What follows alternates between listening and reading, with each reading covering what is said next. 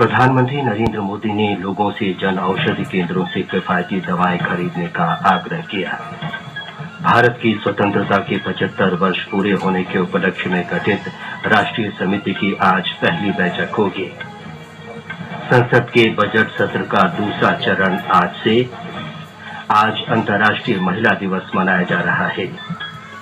बिहार सरकार का आज 1 लाख महिलाओं को कोविड का टीका लगाने का लक्ष्य।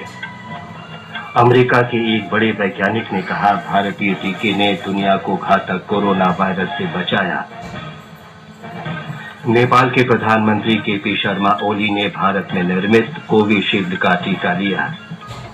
बैंकों की आवास ऋण दरें 10 साल के न्यूनतम स्तर पर। पहलवान बजरंग पूनिया ने रोम में मातेओ पेलिकन वर्ल्ड रैंकिंग सीरीज में स्वर्ण पदक जीता। और आज शाम एंटवर्प में यूरोप टूर के चौथे और अंतिम हॉकी मैच में भारत का मुकाबला ब्रिटेन से।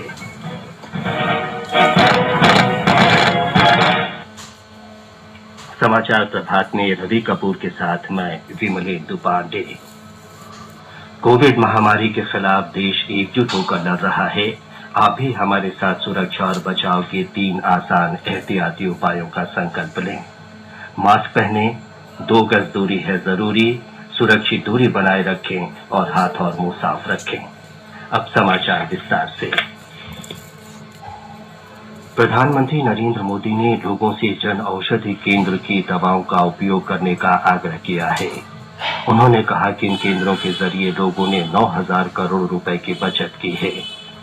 जन औषधि दिवस समारोह को कल वीडियो कॉन्फ्रेंस के जरिए संबोधित करते हुए प्रधानमंत्री ने कहा कि भारतीय जन औषधि योजना से गरीबों को दवाओं की ज्यादा कीमतों से बड़ी राहत मिली है।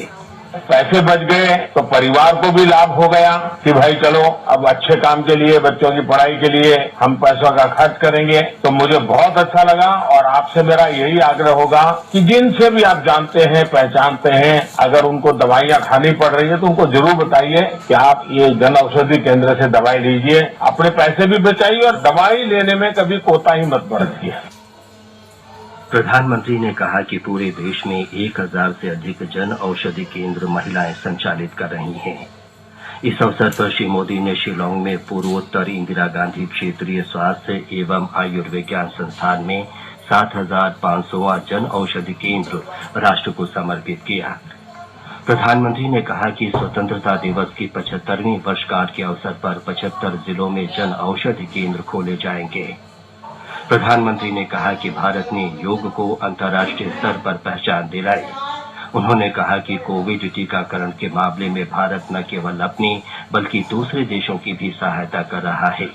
कोरोना काल में दुनिया ने भी भारत की दवाओं की शक्ति को अनुभव किया। यही स्थिति हमारी वैक्सीन इंडस्ट्री की थी। भारत के पास अनेक बीमारियों की वैक्सीन बनाने की क्षमता थी। हमने इंडस्ट्री को प्रोत्साहित किया और आज भारत में बने टीके हमारे बच्चों को बचाने के काम आ रहे हैं। साथियों, देश को आज अपने वैज्ञानिकों पर गर्व है कि हमारे पास मेड इन इंडिया वैक्सीन अपने लिए भी है और दुनिया की मदद करने के लिए भी है। स्वाधीनता की 75वीं वर्षगांठ मनाने के लिए गठित राष्ट्रीय समिति की पहली बैठक आज होगी। इसमें कार्यक्रम की तैयारियों के तौर तरीकों पर चर्चा की जाएगी। प्रधानमंत्री नरेंद्र मोदी की अध्यक्षता वाली 259 सदस्यीय समिति की बैठक वर्चुअल माध्यम से आयोजित होगी। इस समिति में कई केंद्रीय मंत्री, मुख्यमंत्री, राज्यपाल, भारतीय जनता पार्टी अध्यक्ष जेपी नड्डा, कांग्रेस की कार्यकारी अध्यक्ष सोनिया गांधी और अन्य राजनीतिक दलों के नेता शामिल हैं। हमारे संवाददाता ने बताया है कि पूर्व राष्ट्रपति प्रतिभा पाटिल, पूर्व प्रधानमंत्री एच.डी. देवेगौड़ा और डॉक्टर मनमोहन सिंह, मुख्य न्यायाधीश शरद अरविंद बोबडे तथा नोबेल पुरस्कार से सम्मानित अमर्त्य सेन और कैलाश सत्यार्थी भी समिति के सदस्य हैं। यह समिति स्वाधीनता की 75वीं वर्षगांठ के अवसर पर राष्ट्रीय और अंतर्राष्ट्रीय स्तर पर आयोजित किए जाने वाले कार्यक्रमों की तैयारी के लिए नीतिगत दिशा निर्देश देगी। इस समिति में समाज के सभी क्षेत्रों के विशिष्ट व्यक्ति और नागरिक जो कला, खेल और व्यापार जगत से संबंधित हैं, शामिल हैं। केंद्र सरकार ने इस 75वीं वर्षगांठ को अमृत महोत्सव के रूप में मनाने का फैसला किया है। स्वाधीनता के 75 वर्ष अगले साल 15 अगस्त को पूरे हो रहे हैं। इस संबंध में समारोहों का आयोजन 75 सप्ताह पहले इस महीने की 12 तारीख को आयोजित किए जा रहे हैं। इसी दिन महात्मा गांधी के नेतृत्व में किए गए ऐतिहासिक नमक सत्याग्रह की 91वीं वर्षगांठ भी है। दीपेंद्र कुमार, आकाशवाणी समाचार, दिल्ली। संसद के बजट सत्र का दूसरा चरण आज से शुरू होगा। कोविड महामारी के कारण राज्यसभा की बैठक सुबह 9 बजे से दोपहर बाद 2 बजे तक, जबकि लोकसभा की बैठक शाम 4 बजे से रात 9 बजे तक होगी। बजट सत्र का दूसरा चरण अगले महीने की 8 तारीख तक चलेगा। पहला चरण 29 जनवरी से शुरू हुआ था। राज्यसभा 12 फरवरी को और लोकसभा इसके अगले दिन स्थगित हो गए थे। आज अंतर्राष्ट्रीय महिला दिवस मनाया जा रहा है। विश्व में स्त्री पुरुष समानता, महिला उपलब्धियों और जीवन के प्रत्येक क्षेत्र में उनकी उपस्थिति को दर्शाने के लिए ये दिवस हर वर्ष 8 मार्च को आयोजित किया जाता है। इस वर्ष महिला दिवस का विषय है महिला नेतृत्व, कोविड काल में विश्व में समान भविष्य की प्राप्ति। भारतीय महिलाओं ने देश को हमेशा गौरवान्वित किया है और जल, थल तथा आकाश में अपनी अदम्य क्षमताओं को प्रदर्शित किया है। महिला सशक्तिकरण केंद्र सरकार के प्राथमिकताओं में से एक है और उनके बेहतर शिक्षा, स्वास्थ्य और उनके प्रति संवेदनशीलता को बढ़ाने के लिए कई योजनाएं चला रही है। बेटी बचाओ बेटी पढ़ाओ के माध्यम से बालिका लिंगानुपात में वृद्धि दर्ज की गई है। इसके अलावा यह बालिकाओं की सुरक्षा, शिक्षा और उनकी भागीदारी सुनिश्चित करने का भी काम कर रहा है। वहीं मुस्लिम महिला विवाह अधिकार संरक्षण अधिनियम 2019 के कारण एक साथ 3 तलाक देने की प्रथा समाप्त हुई है। इस अधिनियम के कारण मुस्लिम महिलाओं में सुरक्षा की भावना पैदा हुई है। प्रधानमंत्री उज्ज्वला योजना के माध्यम से महिलाओं को मुफ्त रसोई गैस उपलब्ध कराई जा रही है। इससे महिलाओं के स्वास्थ्य के साथ साथ ईंधन जुटाने में हो रही परेशानी को भी दूर किया गया है। देश भर में 35 राज्यों और केंद्र शासित प्रदेशों में 700 से अधिक वन स्टॉप सेंटर चालू हो गए हैं, जहां हिंसा से पीड़ित महिलाओं को हर तरह की मदद एक ही छत के नीचे उपलब्ध कराया जा रहा है। लोक सेवा प्रसारक आकाशवाणी अपने विभिन्न कार्यक्रमों के माध्यम से महिलाओं से संबंधित समस्याओं को लोगों के बीच ला रहा है। इसके अलावा महिलाओं के सशक्तिकरण के लिए रेडियो के माध्यम से उन्हें अपने विचार व्यक्त करने का अवसर भी दे रहा है। आकाशवाणी समाचार के लिए दिल्ली से मैं Suparna Saikia. This International Women's Day, AIR News brings you a special 15-minute program, Women on the Move, highlighting the achievements of women in a diverse range of fields. Tune into the spotlight on FM Gold 100.1 MHz at 9:15 p.m. on 8th of March to listen to this program, highlighting the grit, determination and success of Indian women.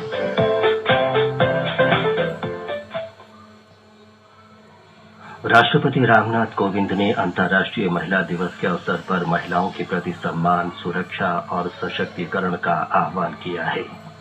उन्होंने सभी से महिलाओं की प्रगति में बाधक बन रहे कुरीतियों को समाप्त करने का संकल्प लेने का आग्रह किया।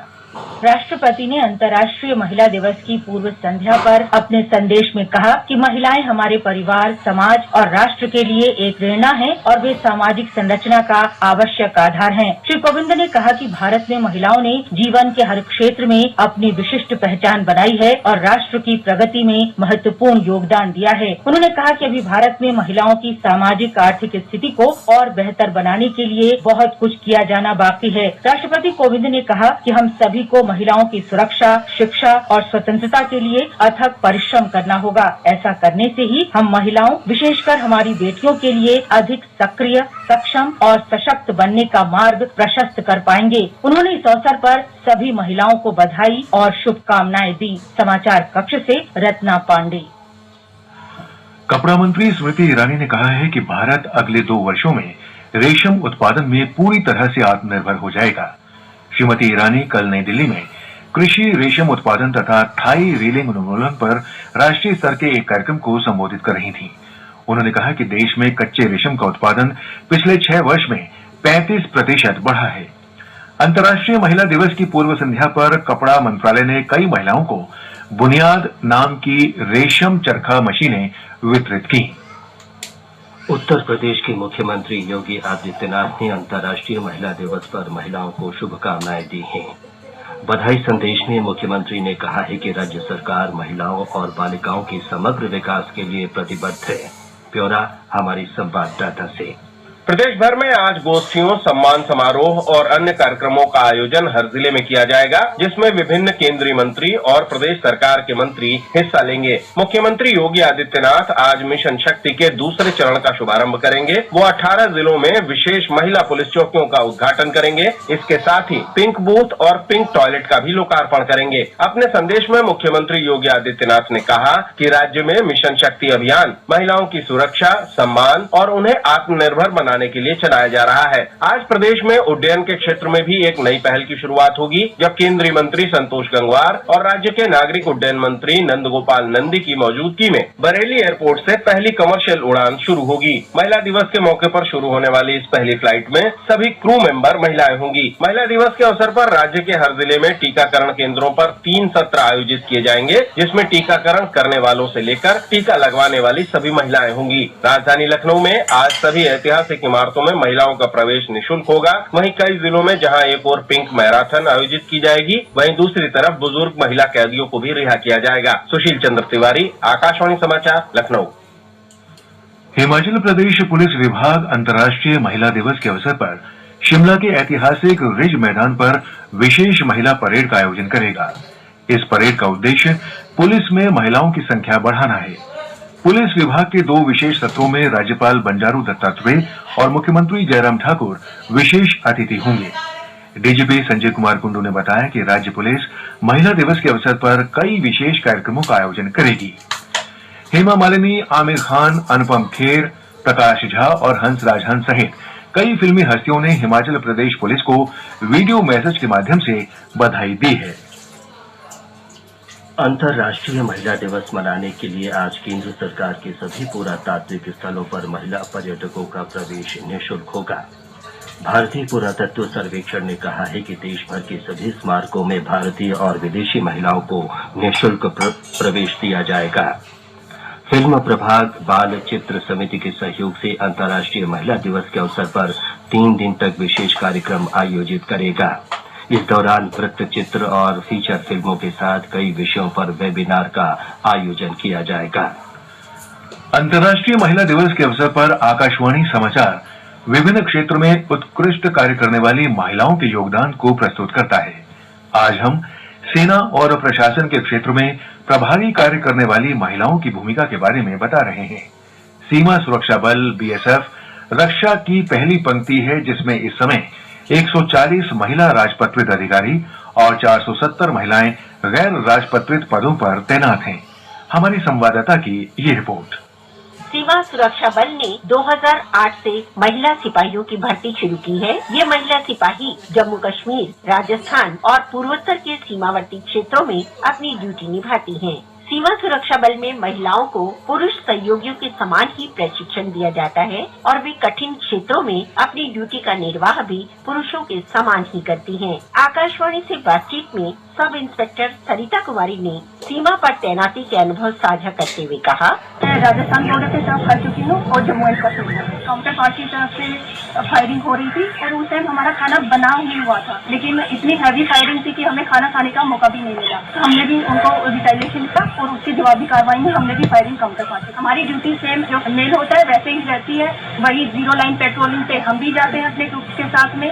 कैमल पेट्रोलिंग हो गया, खुदा चेकिंग हो गया, ये सब हम ड्यूटी करते हैं। जितने भी लेटेस्ट वेपन है हमें इन सबको हैंडल करना अच्छे से सिखाया गया है। Happy women's day to all incredible women. महिला सिपाही परवीन खान सीमा भवानी दल का सदस्य रही हैं। उन्होंने गणतंत्र दिवस परेड में भी हिस्सा लिया। सीमा सुरक्षा बल में अपने अनुभव बताते हुए उन्होंने कहा, मैं सीमा भवानी टीम की सदस्य रही हूँ और 2008 में रिपब्लिक डे में शामिल थी। उसमें मुझे बहुत प्राउड फील हुआ कि मेरी फैमिली ने मुझे बहुत मोटिवेट किया कि नहीं आपको जाना चाहिए और मेरे मम्मी पापा ने मुझे इन सिपाहियों का मानना है कि अधिक से अधिक महिलाओं को सेनाओं में शामिल होना चाहिए। दीक्षा सक्सेना की रिपोर्ट के साथ समाचार कक्ष से विजय लक्ष्मी कासोटिया। ये समाचार आकाशवाणी से प्रसारित किए जा रहे हैं। समाचार प्रभात में आपका फिर स्वागत है। अंतर्राष्ट्रीय महिला दिवस के अवसर पर बिहार सरकार ने राज्य भर में 1 लाख महिलाओं को कोविड से बचाव के लिए टीका लगाने का लक्ष्य रखा है। एक रिपोर्ट। महिला दिवस के मौके पर टीकाकरण केंद्र को आकर्षक ढंग से सजाया गया है। टीका लगाने के लिए आने वाली महिलाओं को गुलाब का फूल देकर सम्मानित किया जाएगा। 60 वर्ष से अधिक महिलाएं मेहमान की तरह घर से बुलाई जाएंगी। इस काम में स्वयं सहायता समूह की जीविका दीदी, आंगनबाड़ी सहायिका और आशा कार्यकर्ताओं की मदद ली जाएगी। टीका केंद्रों पर लाभार्थियों की निगरानी के लिए महिला चिकित्सकों की तैनाती की गई है। 97 वर्ष की भाग्यमणि मंडल पटना के IGIMS में दोपहर बाद 4 बजे टीका लगाएंगी और महिलाओं को इसके लिए प्रेरित करेंगी। टीकाकरण केंद्र पर ऑफलाइन और ऑन स्पॉट रजिस्ट्रेशन की व्यवस्था की गई है। महिला दिवस पर राज्य के प्रत्येक जिले की 10-10 महिलाओं को स्वास्थ्य विभाग सम्मानित करेगी। आकाशवाणी समाचार के लिए पटना से कृष्ण कुमार लाल। आगे बढ़ने से पहले एक नजर मुख्य समाचारों पर। प्रधानमंत्री नरेंद्र मोदी ने लोगों से जन औषधि केंद्रों से किफायती दवाइयां खरीदने का आग्रह किया। भारत की स्वतंत्रता के 75 वर्ष पूरे होने के उपलक्ष्य में गठित राष्ट्रीय समिति की आज पहली बैठक होगी। संसद के बजट सत्र का दूसरा चरण आज से शुरू होगा। आज अंतर्राष्ट्रीय महिला दिवस मनाया जा रहा है। बिहार सरकार का आज 1 लाख महिलाओं को कोविड का टीका लगाने का लक्ष्य। अमेरिका के एक बड़े वैज्ञानिक ने कहा, भारतीय टीके ने दुनिया को घातक कोरोना वायरस से बचाया। नेपाल के प्रधानमंत्री KP शर्मा ओली ने भारत में निर्मित कोविशील्ड का टीका लिया। बैंकों की आवास ऋण दरें 10 साल के न्यूनतम स्तर पर। पहलवान बजरंग पुनिया ने रोम में मात्वेओ पेलेकिन वर्ल्ड रैंकिंग सीरीज में स्वर्ण पदक जीता। और आज शाम एंटवर्प में यूरोप टूर के चौथे और अंतिम हॉकी मैच में भारत का मुकाबला ब्रिटेन से। अमेरिका के एक शीर्ष वैज्ञानिक ने कहा है कि भारत द्वारा वैश्विक संस्थानों के साथ मिलकर तैयार किए गए कोविड टीके ने विश्व को कोरोना महामारी से उबारा है। उन्होंने कहा कि भारत के इस योगदान को कम करके नहीं आंकना चाहिए। ह्यूस्टन के बायलोर कॉलेज ऑफ मेडिसिन में national school of tropical medicine के विभागाध्यक्ष डॉक्टर पीटर हॉटिस ने एक वेबिनार में कहा कि विश्व में कोरोना वायरस को रोकने में भारत का कोविड टीका बहुत महत्वपूर्ण है। अंतर्राष्ट्रीय स्तर के वैज्ञानिक डॉक्टर हॉटिस ने कहा कि इस वैश्विक महामारी से निपटने में भारत के बड़े योगदान के बारे में विश्व को सही जानकारी नहीं मिल पा रही है। नेपाल के प्रधानमंत्री KP शर्मा ओली ने कल भारत निर्मित कोविशील्ड की पहली खुराक ली। प्रधानमंत्री ओली ने काठमांडू में महाराजगंज स्थित त्रिभुवन विश्वविद्यालय शिक्षण अस्पताल में टीका लगवाया। प्रधानमंत्री ओली की पत्नी राधिका शाक्य ने भी टीका लगवाया। नेपाल ने हाल ही में भारत से 10 लाख कोविड महामारी से बचाव का टीका कोविशील्ड प्राप्त किया था और 20 लाख टीके की खरीद की है। बांग्लादेश सरकार ने राष्ट्रीय टीकाकरण कार्यक्रम के अंतर्गत देश में रहने वाले विदेशी नागरिकों को शामिल करने का निर्णय किया है। विदेशी नागरिकों के लिए टीकाकरण 17 मार्च से शुरू होगा। भारतीय उच्चायोग ने बांग्लादेश में रहने वाले भारतीय नागरिकों को इस टीकाकरण की प्रक्रिया में पंजीकरण कराने के लिए कहा है। घर खरीदने वालों के लिए एक अच्छी खबर है कि आवास ऋण की ब्याज दरों में काफी गिरावट आई है, क्योंकि पिछले कुछ दिनों में कई प्रमुख बैंकों ने अपनी कर्ज की दरें घटा दी है। भारतीय स्टेट बैंक, HDFC, ICICI और कोटक महिंद्रा जैसे बैंकों ने अपने ऋण दरों को 10 साल के निचले स्तर पर पहुंचा दिया है। बैंकों ने कहा है कि ऋण दरों में कटौती अभी 31 मार्च तक वैध रहेगी। आवास ऋण की प्रोसेसिंग फीस पर छूट भी दी जा रही है। आकाशवाणी समाचार सेवा प्रभाग ने अंतर्राष्ट्रीय महिला दिवस के अवसर पर महिलाओं के मुद्दों, उल्लेखनीय कार्य करने वाली महिलाओं से विशेष बातचीत अपने बुलेटिनों और वार्ता के कार्यक्रमों में शामिल किया है। आज वर्ल्ड न्यूज कार्यक्रम में वैश्विक स्तर पर अपनी पहचान बनाने वाली भारतीय महिलाओं पर विशेष प्रस्तुति प्रसारित की जाएगी। भारत ने 2 करोड़ से अधिक कोविड टीके लगाकर टीकाकरण अभियान में महत्वपूर्ण कीर्तिमान स्थापित किया है। बीते एक दिन में 14,24,000 लोगों को टीके लगाए जाने के साथ ही देश में अब तक 2,09,22,000 लोगों का टीकाकरण किया जा चुका है। मध्य प्रदेश के इंदौर, भोपाल, बुरहानपुर, जबलपुर, रीवा, उज्जैन, ग्वालियर और छिंदवाड़ा में कोविड के मामले तेजी से बढ़ रहे हैं। मुख्यमंत्री शिवराज सिंह चौहान ने रविवार को राज्य में कोविड महामारी रोकथाम के लिए किए जा रहे प्रयास और टीकाकरण की समीक्षा की। एक रिपोर्ट। पिछले 7 दिनों में इंदौर में 1103, भोपाल में 573, जबलपुर में 134, छिंदवाड़ा में 93, उज्जैन में 91, बैतूल और बुरहानपुर में 67 पॉजिटिव प्रकरण दर्ज हुए हैं। मुख्यमंत्री शिवराज सिंह चौहान ने कोरोना की समीक्षा बैठक में इन जिलों के कलेक्टर और क्राइसिस मैनेजमेंट ग्रुप को सतर्कता बरतने के निर्देश दिए हैं। अपर मुख्य सचिव स्वास्थ्य मोहम्मद सुलेमान ने बताया कि लगभग 9 लाख व्यक्तियों को टीके की पहली खुराक दी जा चुकी है। मध्य प्रदेश टीकाकरण में देश में दूसरे स्थान पर है। पूजा पीवर्धन, आकाशवाणी समाचार, भोपाल। प्रधानमंत्री कल नई दिल्ली में लोक कल्याण मार्ग पर श्रीमद् भगवद गीता के श्लोकों पर पांडुलिपि और टीका संहिता के 11 संस्करणों का विमोचन करेंगे। इसे 21 विद्वानों द्वारा तैयार किया गया है। जम्मू कश्मीर के उपराज्यपाल मनोज सिन्हा और डॉक्टर कर्ण सिंह भी इस अवसर पर उपस्थित रहेंगे। डॉक्टर कर्ण सिंह जम्मू कश्मीर के धर्मार्थ ट्रस्ट के अध्यक्ष ट्रस्टी हैं। प्रधानमंत्री नरेंद्र मोदी कल वीडियो कॉन्फ्रेंस के जरिए भारत और बांग्लादेश के बीच मैत्री सेतु का उद्घाटन करेंगे। हमारे संवाददाता ने बताया है कि मैत्री सेतु फेनी नदी पर बनाया गया है, जो त्रिपुरा राज्य और बांग्लादेश में भारतीय सीमा के बीच बहती है। यूरोपीय हॉकी श्रृंखला के चौथे और अंतिम मैच में आज बेल्जियम के एंटवर्प में भारतीय टीम का मुकाबला ब्रिटेन से होगा। इससे पहले तीसरे मैच में दोनों टीमों के बीच मुकाबला 1-1 से ड्रॉ रहा था। भारतीय पहलवान बजरंग पूनिया रोम में मातेओ पेलिकॉन रैंकिंग कुश्ती सीरीज में स्वर्ण पदक जीत लिए हैं। 65 किलोग्राम वर्ग के फाइनल में पूनिया ने मंगोलिया के पहलवान तुंगा तोमर पोर्ची को पराजित किया। इस प्रतियोगिता में बजरंग का ये लगातार दूसरा स्वर्ण पदक है। पश्चिम बंगाल में विधानसभा चुनाव प्रचार जोर पकड़ रहा है। भारतीय जनता पार्टी और तृणमूल कांग्रेस ने राज्य के उत्तरी और दक्षिणी हिस्से में एक ही दिन जनसभाएं और रैलियां की। असम में विधानसभा चुनाव के पहले चरण में नामांकन पत्र दाखिल करने के लिए अब केवल 2 दिन शेष हैं। पहले चरण में 12 जिलों की 47 सीटों पर 27 मार्च को मतदान होगा। केरल में विभिन्न मोर्चों के बीच उम्मीदवारों के चयन के लिए विचार विमर्श अंतिम चरण में है। वाम लोकतांत्रिक मोर्चे एलडीएफ में सीटों के बंटवारे पर आम सहमति बन गई है। भारतीय जनता पार्टी के उम्मीदवारों की संभावित सूची को आज अंतिम रूप दिया जाएगा। ये आज के समाचार पत्रों में क्या खास है? विमलेंदु, प्रधानमंत्री नरेंद्र मोदी की कल पश्चिम बंगाल में चुनावी रैली अखबारों की बड़ी खबर है। हिंदुस्तान की सुर्खी है, बंगाल के रण में मोदी ममता का शक्ति प्रदर्शन।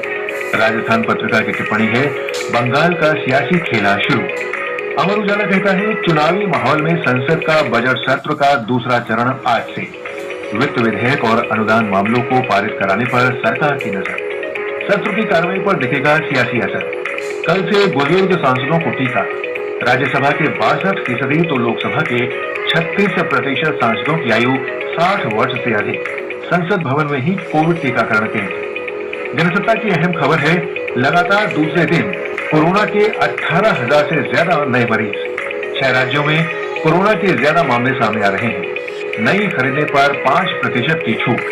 केंद्रीय परिवहन मंत्री नितिन गडकरी ने किया ऐलान। आज महिला दिवस पर अखबारों ने विशेष परिशिष्ट प्रकाशित किए हैं। दैनिक भास्कर सर्वेक्षण के हवाले से कहता है, नारी के मन की 2 बातें, समानता और सम्मान पर 90% से ज्यादा लोग एक मत। दूसरी ओर नवभारत टाइम्स एक सर्वेक्षण के हवाले से लिखता है, 29% महिलाओं ने कहा पब्लिक प्लेस पर होती है छेड़छाड़। 75% केस में पीड़ित नहीं करते शिकायत। पुलिस का रवैया बदलना जरूरी। राजस्थान पत्रिका विशेष संपादकीय में लिखता है, घर में कन्या या पुत्री का होना भी विचार और भावनाओं को प्रभावित करता है। अंत में मुख्य समाचार एक बार फिर। प्रधानमंत्री नरेंद्र मोदी ने लोगों से जन औषधि केंद्रों से किफायती दवाएं खरीदने का आग्रह किया। भारत की स्वतंत्रता के 75 वर्ष पूरे होने के उपलक्ष्य में गठित राष्ट्रीय समिति की आज पहली बैठक होगी। संसद के बजट सत्र का दूसरा चरण आज से शुरू होगा। आज अंतर्राष्ट्रीय महिला दिवस मनाया जा रहा है। बिहार सरकार का आज 1 लाख महिलाओं को कोविड का टीका लगाने का लक्ष्य। अमेरिका के एक बड़े वैज्ञानिक ने कहा, भारतीय टीके ने दुनिया को घातक कोरोना वायरस से बचाया। नेपाल के प्रधानमंत्री केपी शर्मा ओली ने भारत में निर्मित कोविशील्ड का टीका लिया। बैंकों की आवास ऋण दरें 10 साल के न्यूनतम स्तर पर और पहलवान बजरंग पूनिया ने रोम में मातेओ पेलिकन वर्ल्ड रैंकिंग सीरीज में स्वर्ण पदक जीता। इसके साथ ही समाचार प्रभात का ये अंक समाप्त हुआ।